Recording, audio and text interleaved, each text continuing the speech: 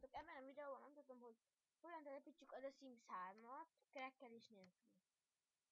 Először is kell az alapjáték, amit belinkelek a videó alatt, amit a torrent segítségével tölthetünk le.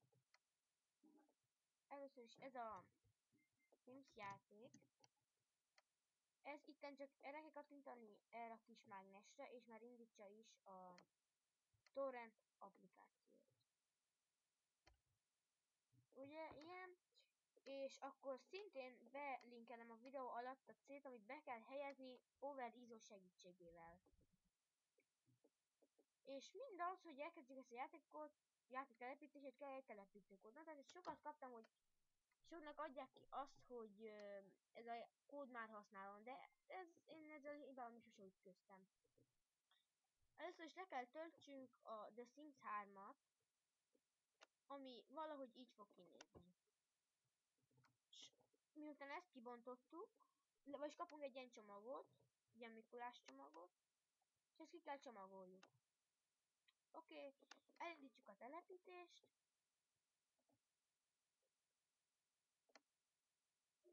Itt kiválasztjuk a nyelvet, amilyen nyelvnek itt telepíteni a Sims-et. Igen, üdvözlünk kell tovább. Elfogadom minden hülyeség. Jó. És akkor itt a kód, a telepítőkód. Ezt is szintén belinkelem a videót. Csak egyszerűen lekopítjuk. Oh.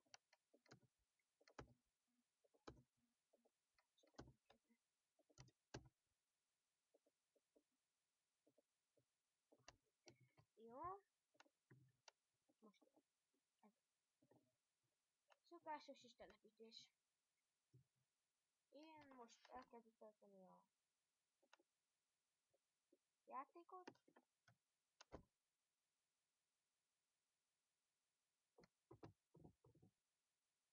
És ameddig tölti a játékot, addig letölthessük a Power ISO-t, aminek segítségével behelyezzük ezt a CD-t, ami által nem kell a crack.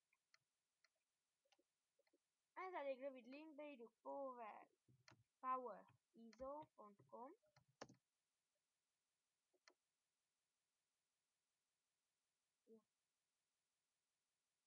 Jó. Most kell lefagyjon a gépem is. Jó. És akkor amelyik, hogy download now, és így kiválasztjuk, hogy hány bites a gépünk, amit megnézhetünk itt. Pillanat. Properties. És Windows XP-nél is pont ugyanígy. Megnézhetjük, hogy hány bites a Windowsunk. 64 bit. Jó. Szóval nem amikor 64 bites a töltésre. A telepítés az elég egyszerű, szóval ezt nem fogom megcsinálni.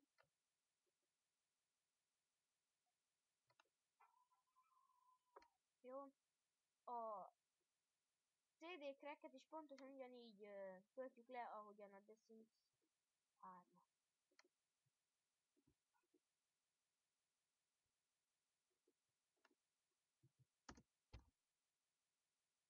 Ide elmenjünk erre a kicsi.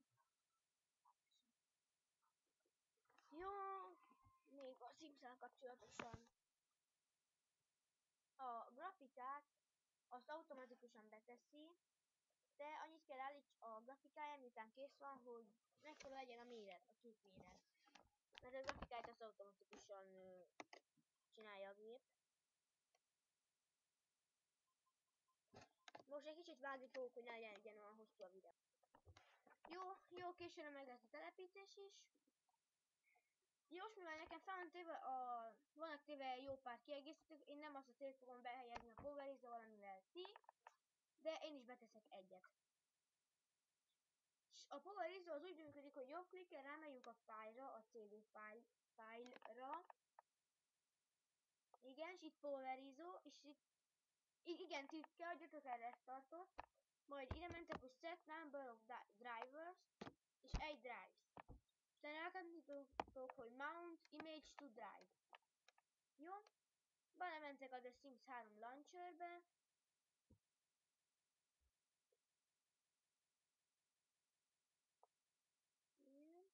Az indító panelbe.